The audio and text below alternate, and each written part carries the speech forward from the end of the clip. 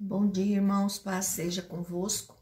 Vamos à nossa escola bíblica online. Estamos aí na nossa 58ª aula. São 58 aulas que nós estamos fazendo online. Então, desde que começou esta pandemia, nós estamos fazendo online para não nos aglomerarmos na igreja. Então, que você possa curtir, compartilhar, comentar, né? Aí a parte dos comentários, estar falando alguma coisa, perguntando, falando se você está gostando, se gostaria que mudasse alguma coisa, né? Então, nós estamos agora estudando o livro de Atos dos Apóstolos, estamos no capítulo 4. Eu gostaria que você tivesse aí a sua Bíblia em mãos e um caderno para você ir anotando, né? Todos os versículos que nós estamos falando, algumas coisas mais importantes que tocaram aí seu coração, e você vai aprendendo cada vez mais. Atos 4, versículo 15 e 17. E mandando-os sair do sinédrio, consultavam entre si, dizendo: quer faremos com estes homens? Pois, na verdade, é manifesto a todos os habitantes de Jerusalém que um sinal notório foi feito por eles, e não podemos negar, mas para que não haja maior divulgação entre o povo, ameacemo-los para não mais falarem este nome a quem quer que seja. Então, na verdade, está aí a confusão, né, entre Pedro e João, que ali curaram aquele coxo. Então, eles estão ali prendendo, levaram para o sinédrio e agora eles estão ali conjecturando o que vão fazer. Então, agora eles têm uma conversa mais particular entre eles. E o sinal que eles falam é a cura do coxo. E ainda não estão convertidos e querem uma saída política. Na verdade, eles correm tudo para a política. Querem calar o povo e seria maior a punição. Então, eles ameaçam e não sabiam, na verdade, o que fazer para manter a autoridade deles. Então, o medo maior deles era que eles perdessem a autoridade sobre o povo. Algumas coisas eles tinham poder, autoridade, outras não. Então, eles não queriam abrir mão de nada, né? Então, eles queriam continuar com a autoridade deles e sem que os judeus pudessem ali se manifestar contrariamente àqueles que já haviam se convertido. Então, eles não queriam que eles falassem o nome de Jesus. Então, agora, versículo 18 e 20, chamando-os, ordenaram-lhes que absolutamente não falassem, não ensinassem em nome de Jesus. Mas Pedro e João lhes responderam: julgai se é justo diante de Deus ouvir-nos antes a vós outros do que a Deus, pois nós não podemos deixar de falar as coisas que vimos e ouvimos. Então, a maior estratégia do diabo é calar o servo de Jesus, né? Então, você não dá seu testemunho, né? Você não conta que você teve aí as suas orações respondidas, você não fala que depois que aceitou Jesus, a sua vida mudou. Então, você fica caladinho, ninguém nem sabe que você é cristão. Então, esta é a maior estratégia do diabo, manter você calado, porque assim menos pessoas vão ouvir falar de Jesus ao seu redor. Então, eles criavam ali, falando de Jesus, um incômodo para essas autoridades. Então, as autoridades não querem nem que ensine sobre Jesus. E até hoje querem acabar com a Bíblia, ameaçar de morte, de exclusão, de acepção, mas nós não podemos nos calar. Nós estamos vendo vários países, né, aí rasgando Bíblia, fechando igreja. Nós já estamos nessa época, né? Não seja de olhos fechados para tudo isso que está acontecendo. Então, se aprume aí na presença de Jesus, né? Vá para a igreja, as igrejas estão abertas. Vá para a igreja, vá orar, vá ouvir a palavra, vai ter comunhão com o povo de Deus. Nós somos uma família e essa comunhão é muito importante para o reino dos céus. Então a Bíblia diz que devemos ser obedientes às autoridades. Mas é importante observar neste texto que tem um limite. Quando as suas ordens não ofendem a palavra de Deus. Existe uma hierarquia de ordens e os apóstolos entendem isso. Então, manifestar às pessoas a palavra de Deus. Então, é a ordem de Deus, nós vamos cumprir.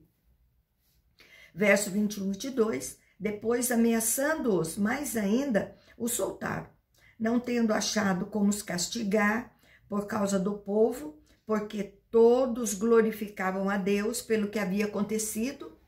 Então, ora, tinha mais que 40 anos aquele em que se operara esta cura milagrosa. Então, a Bíblia diz que aquele coxo tinha mais de 40 anos. Então, ele devia estar ali sentado há muitos anos. Então, todos os conheciam, né? Então, aquele povo glorificava a Deus. Isso não quer dizer que eles vão seguir a Jesus, aquilo que os discípulos estão falando, mas, na verdade, o importante é que eles glorificavam a Deus, acreditavam, e aquelas autoridades não tiveram o porquê de mantê-los ali aprisionados.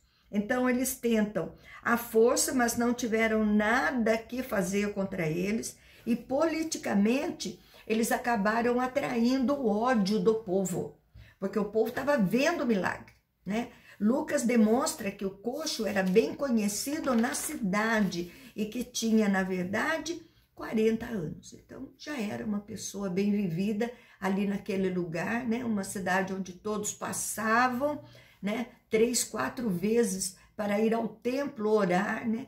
Então, ali todos os conheciam e viram o grande milagre que foi feito através dos apóstolos ali, que Jesus fez através deles. Agora nós vamos falar de uma igreja em oração. Capítulo 4, versículo 23 e 24. Uma vez soltos, procuraram os irmãos e lhes contaram quantas coisas lhe haviam dito os principais sacerdotes e anciãos. Ouvindo isso, unânimes, levantaram a voz a Deus e disseram: Tu, soberano Senhor, que fizeste o céu, a terra, o mar e tudo que neles há. Então Pedro e João, eles voltaram para casa, né, a sua comunidade, para relatar a grandeza de Deus. E eles não se engrandecem, mas eles buscam engrandecer ao Senhor, mostrando o seu agir em todas as coisas. Nós oramos para pedir, mas temos que orar para agradecer também. Versículo 25 e 26, que disseste por intermédio do Espírito Santo, por boca de Davi, nosso pai, teu servo, porque se enfureceram os gentios e os povos imaginaram coisas vãs, levantaram-se os reis da terra e as autoridades e ajuntaram-se a uma contra o Senhor e contra o seu ungido. Então falam do que disse Davi, né? A igreja entende a ação do Espírito Santo já no Antigo Testamento. Eles falam ali Davi usado pelo Espírito Santo. Salmos 2, de 1 a 4, né? De uma forma mais profunda. Mas no verso 4, o Senhor zomba deles, daqueles que tentam se levantar contra ele, contra Deus, contra Jesus. Então, agora versículo 27 e 28... porque verdadeiramente se ajuntaram nesta cidade contra o teu santo servo Jesus, ao qual ungiste Herodes e Pôncio Pilatos com gentios e gente de Israel, para fazerem tudo o que a tua mão e o teu propósito predeterminaram. Então, eles identificam Jesus como ungido, né, do Salmo 2,4, e todos os personagens que participaram da morte de Jesus. Então, existe um caso doutrinário. Predeterminaram. Deus é soberano, as pessoas não frustram os planos de Deus. Isso é o fato. Mas como isso acontece? Responsabilidade humana, as pessoas se ajuntaram, agiram por inveja do ministério de Cristo, o encontro de Jesus com Pôncio Pilatos, que diz o maior pecado tem os que entregaram a ele, então teve um pecado, e a soberania de Deus, que é o propósito de Deus. E temos duas linhas neste propósito, os arminianos e os calvinistas. Então, os calvinistas creem que Deus predetermina as questões, já determinou, e ao mesmo tempo as pessoas são responsáveis por aquilo que fazem. Aqui entra o grande mistério. A Bíblia trata dessas duas coisas, mas existe algo grande que não se compreende. A predetermina, mas junto à responsabilidade humana. E o arminiano, Deus não predetermina, mas sabe o que vai acontecer. Então é a presciência, então profetiza. Não vamos falar sobre doutrina, só para você saber que existem duas linhas aí de conhecimento, e predeterminaram no grego, quer dizer priorizo, decidir de antemão, tudo o que aconteceu estava nos planos de Deus. No verso 29 e 30, agora o Senhor olha para as suas ameaças e concede aos seus servos que anunciem com toda intrepidez a tua palavra, enquanto estendes a mão para fazer curas, sinais, prodígios por intermédio do nome do teu santo servo Jesus. Então ele glorifica pelo passado, entende a profecia e agora estão ameaçados e pedem para que o Senhor os ajudem a pregar a palavra. Então essa oração de submissão da igreja e buscando força de Deus para fazer a obra e engrandecer o nome do Senhor. Esse é o nosso propósito, esse é o nosso objetivo. Testemunhar Jesus onde quer que nós estejamos. Então, não se esconda. Não é porque você fica aí na igreja e no mundo que você pode fazer isso e esconder Jesus, certo? Porque senão Jesus vai esconder você também, tá bom? Verso 31, e tendo eles orado, tremeu o lugar onde estavam reunidos, todos ficaram cheios do Espírito Santo e com intrepidez anunciavam a palavra de Deus. Então, a ação de Deus de uma forma muito especial, a igreja estava ali começando e precisava de incentivo de forma especial também, né? E Deus faz o sinal forte e visível.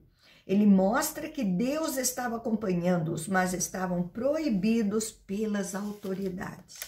Então, você percebe que nós somos sujeitos às autoridades, mas tem um limite. Tudo aquilo que vai contra Deus tem um limite. Então, não se rebele contra as autoridades. Não saia aí fazendo greve, simplesmente se omita. Simplesmente não faça aquilo que deve ser feito porque as autoridades estão mandando. Não. Ande pela palavra de Deus, porque a palavra de Deus, ela contém a verdade. Então, ninguém vai mexer com você, ninguém vai tocar em você. A não ser que seja propósito de Deus para sua vida, né? Aí a gente não sabe. Mas faça o que é correto diante do Senhor. Como vivia naquela época a comunidade cristã? Verso 32, 33, da multidão dos que creram, eram um coração e uma alma. Ninguém considerava exclusivamente sua nenhuma das coisas que possuía. Tudo, porém, lhes era comum. Com grande poder, os apóstolos davam testemunho da ressurreição do Senhor, e em todos eles havia abundante graça. Já existia uma quantidade grande de pessoas que criam, eram mais ou menos umas 5.000 pessoas. Então elas estavam em unidade, eram generosas diante das necessidades e evangelizavam. Então a igreja estava voltada para fora e havia graça na vida daqueles que criam no Senhor Jesus, naquilo que os apóstolos estavam pregando. 33, 35, pois nenhum necessitado havia entre eles. Portanto, os que possuíam terras, casas, vendendo-as, traziam os valores correspondentes e depositavam aos pés dos apóstolos. Então se distribuía a qualquer um à medida que alguém tinha necessidade. Tinham pobres, né? Mas eram supridos. Os que tinham condições ajudavam com conquistas pessoais. Não é vender tudo que tem, é uma generosidade, abençoar. Então, a administração era feita pelos apóstolos. Não é você juntar tudo que tem, vender, ficar sem nada, porque você vai ajudar. Não, não é isso. Tem igrejas que confundem isso. Não é isso. É você, quando vê que alguém tem uma necessidade, você ir lá e ajudar, seja de que maneira for. Né? A Bíblia diz aqui que eles vendiam e colocavam aos pés dos apóstolos para que os apóstolos distribuíssem da maneira que houvesse a necessidade do povo. Então, é uma época. Agora nós vivemos outra época. Então, agora nós vamos ver aqui o exemplo de Barnabé. Verso 36, 37, José, a quem os discípulos deram o sobrenome de Barnabé, que quer dizer filho de exortação, levita, natural de Chipre, como tivesse um campo, vendendo-o, trouxe o preço e o depositou aos pés dos apóstolos. Então, era envolvido com a obra, Barnabé, judeu convertido, né? O levita não tinha propriedades no Antigo Testamento, mas nós vemos aqui que José tinha, né? Então, as leis sobre o levirato pode ter sido afrouxada. Debaixo do Império Romano, muitos caíram. Segundo, nasceu longe de Israel, talvez tivesse casado com uma esposa que tivesse um campo, né? Então, para você ver, eles tinham regras, tinham leis para serem seguidas, e eles assim seguiram. Então, talvez não fosse de Barnabé, né? Talvez a lei foi afrouxada e Barnabé conquistou um campo, ou ele se casou com uma mulher que já tivesse um campo, né? Então, não é uma atitude para louvor próprio. O objetivo é demonstrar atitude correta e sensível e generoso. Por isso está aqui registrado na palavra de Deus. Mas, ao mesmo tempo, nós vamos ver agora um exemplo negativo, que foi de Ananias e Safira. Até hoje, tem muitas pessoas na igreja que não devolvem seu dízimo. Aí as pessoas ficam conjecturando. Ah, dízimo é do Antigo Testamento, dízimo é do Novo Testamento, eu não vou devolver meu dízimo, eu não vou dar dinheiro na igreja. Então, você vai continuar com problema financeiro. Talvez hoje você esteja aí recebendo algumas, vamos falar assim, alguns privilégios, porque lá no passado talvez você tenha devolvido seu dízimo. Mas nós que somos fiéis, nós sabemos de que quando devolvemos o nosso dízimo, o Senhor multiplica na nossa vida. Nós não vamos passar necessidade. E o que vai acontecer? Quando as coisas apertarem um pouco mais, você vai perceber do erro que você cometeu em não devolver o seu dízimo. Quando nós devolvemos 10% daquilo que vem às nossas mãos, não interessa se seja R$100, devolva R$10. Se for 1 milhão, devolva R$100.000 para a igreja. Nossa, quanto! Eu quero devolver R$5.000 todo mês para a igreja. Isso é sinal que eu recebo 50. E Deus ainda vai multiplicar. Olha que bênção! O pouco que eu recebo hoje, Deus já multiplica, me dá uma vida boa, uma vida regalada. Imagina se eu receber um monte. Então, eu nunca devolvo meu dízimo no valor correto. Eu sempre devolvo a mais, porque meu objetivo é mais. Ah, pastor, isso é pecado? Não é pecado. A palavra de Deus diz que ele multiplica. A palavra de Deus diz que ele prospera a nossa vida. Não é só a nossa vida financeira, mas é toda a nossa vida. A todas as áreas da nossa vida. Então, meu amigo, minha amiga, se você ainda tem dúvidas, devolva seu dízimo. E se você não é um cristão, se você não é da nossa igreja, procure uma igreja idônea para você devolver seu dízimo. Normalmente nós devolvemos onde nós nos alimentamos, né? Para você ver o que eles faziam naquela época. Hoje nós não temos condições de fazer, justamente porque nós temos muita gente sem vergonha, abusando. Tem gente que nunca vai na igreja, quando aparece na igreja, aparece querendo cesta básica. Não é assim que funciona.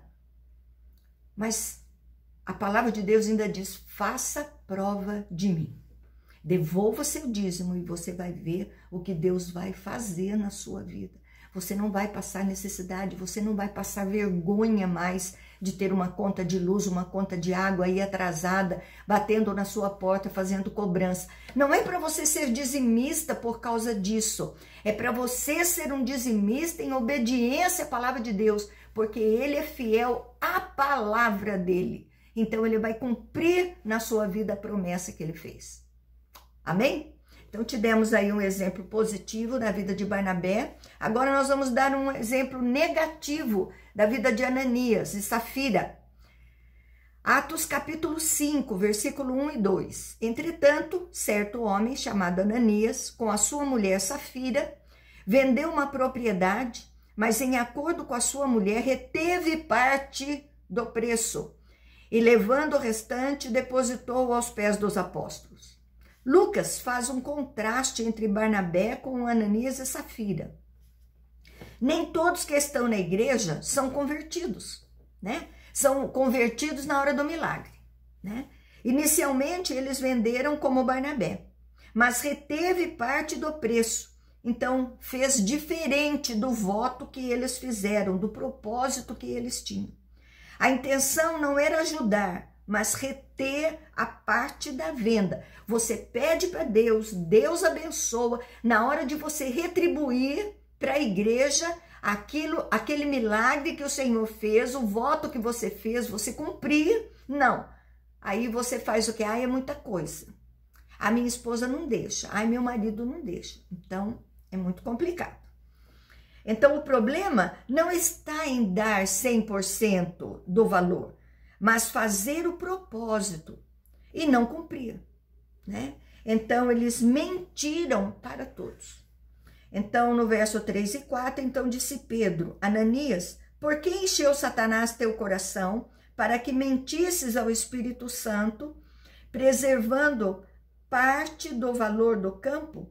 Conservando-o porventura, não seria teu? E vendido não estaria em teu poder? Como, pois, assentaste no coração este desígnio? Não mentiste aos homens, mas a Deus. Então, como Pedro sabia? Dom de discernimento, revelação de Deus, né? E explica tudo para Ananias, né? Que o seu foco é que pessoas tenham liberdade sobre suas posses. Você pode fazer o que você quiser. Você pode receber o que você quiser. Ninguém é obrigado a ajudar ninguém. Só que a generosidade não pode estar alicerçada na mentira, a autopromoção, um propósito não cumprido. Nós temos ali um processo dentro da igreja daquilo que nós acreditamos, daquilo que nós cremos, daquilo que nós andamos, né, por causa da palavra, e nós temos que cumprir isso na nossa vida, já que nós somos cristãos. Nos dizemos salvos e estamos aí aguardando a vinda do nosso Senhor Jesus Cristo para irmos morar no céu. Se esse é o seu propósito, cumpra a palavra de Deus. Então, no verso 5, ouvindo essas palavras, Ananias caiu e expirou, sobrevindo grande temor sobre todos os ouvintes, quer dizer, todos viram. Todos ficaram atemorizados. Deus foi severo? A narrativa é resumida. Deus deve ter falado ao coração de Ananias, através das pregações, das palavras, na comunidade, mas permaneceram no erro. Você está indo na igreja, você está ouvindo a palavra, você está lendo. Tem gente que ouve pregação de tudo quanto é lado. É preferível você ouvir uma e praticar esta pregação. É preferível você guardar no seu coração um versículo bíblico, mas você mantê-lo vivo na sua vida e sempre aplicá-lo, sempre praticar esse versículo na sua vida, né? A palavra de Deus é muito simples e nós precisamos andar por ela e não complicar para a nossa vida e ficarmos vivendo de achismo. Eu acho que isso não é assim, eu acho que isso não é assim. Ela é o que é. Deus diz eu sou, né? Então, ande por ele. Então, versos 6 e 7, levantando-se os moços, cobriram-lhe o corpo e levantando-o sepultaram. Quase 3 horas depois entrou a mulher de Ananias, não sabendo o que tinha ocorrido. Esses moços eram pessoas que faziam esse serviço de enterro mesmo. Então a esposa ainda não sabia de nada que havia acontecido. No verso 8 e 9, então Pedro, dirigindo-se a ela, perguntou-lhe: dize-me, vendestes, portanto, aquela terra? E ela respondeu: sim, portanto. Tornou-lhe Pedro: por que entraste em acordo para tentar o Espírito Santo do Senhor? Eis aí a porta, os pés do que sepultaram o teu marido, e eles também te levarão. Então Pedro dá oportunidade para Safira confessar o erro, mas ela segue com o plano do marido, tentar. Pedro liga a questão no deserto, testam o poder de Deus. Então ela recebe a punição da morte também. E no verso 10 e 11, no mesmo instante, caiu ela aos pés de Pedro e expirou. Entretanto, os moços acharam-na morta, levando-a, sepultaram-na junto do marido. Sobreveio grande temor a toda a igreja e a todos quantos ouviram a notícia destes acontecimentos. Da mesma maneira, morreu como seu marido na primeira citação da igreja. Isso foi importante na vida da igreja, que passa a ver Deus como Deus. Temos a figura de Jesus misericordioso, mas em nenhum momento a Bíblia deixa de mostrar um Deus soberano que gera temor na igreja e termos respeito a Deus. Amém? Nós vamos parar por aqui. Eu acho essa aula muito interessante, esta passagem muito interessante, porque nós gostamos muito de dar testemunho na igreja, de ouvir o testemunho da igreja, né? Deus fez o milagre, Deus curou, Deus restaurou, Deus tirou das drogas, do álcool. Mas nós precisamos prestar atenção também para criar temor a Deus no nosso coração, daquelas pessoas que deixaram a casa de Deus, que não vão mais ter comunhão com Deus. Aquelas pessoas que deixaram também o caminho do Senhor, agora estão fazendo o que elas acham mesmo que deve ser feito. Então, é um testemunho negativo, porque a vida delas vai começar a ir cada vez pior. Não vai ser uma vida próspera, uma vida abundante, como diz a palavra de Deus. Esta vida abundante é só para aqueles que seguem a Jesus. Amém? Não ia falar sobre isso, mas o Espírito Santo me tocou, não tem esse hábito na escola bíblica. Amém? Que Deus abençoe poderosamente aí o seu domingo. Tenha um excelente domingo na presença de Jesus, junto com a sua família. Mas olha, continua guardadinho e um beijo grande no seu coração.